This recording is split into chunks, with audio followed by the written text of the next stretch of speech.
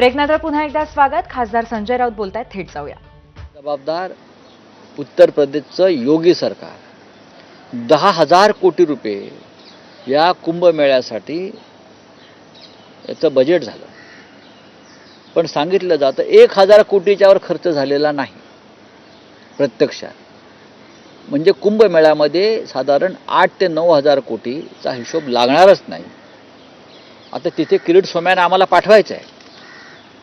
किरीट सोमय्या जे आहेत भाजपचे चार्टर्ड अकाउंटंट सरकारचे, मोदी, शहा आणि ईडीचे, त्यांनी तिथे जायला पाहिजे प्रत्यक्ष.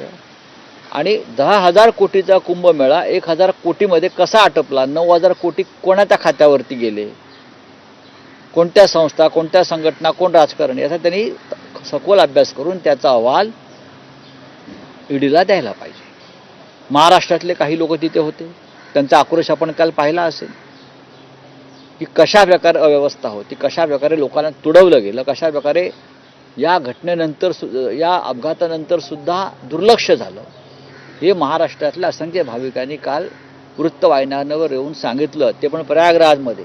आणि तो अत्यंत गंभीर विषय आहे. योगी असतील, मोदी असतील, अमित शहा असतील, या सगळ्यांनी याची जबाबदारी घेतली पाहिजे. आणि जे 100 लोक मृत झाले आहेत, तो सदोष मनुष्यवधाचा गुन्हा ते कोणावर दाखल करणार आहेत, याचं आम्हाला उत्तर मिळालं पाहिजे.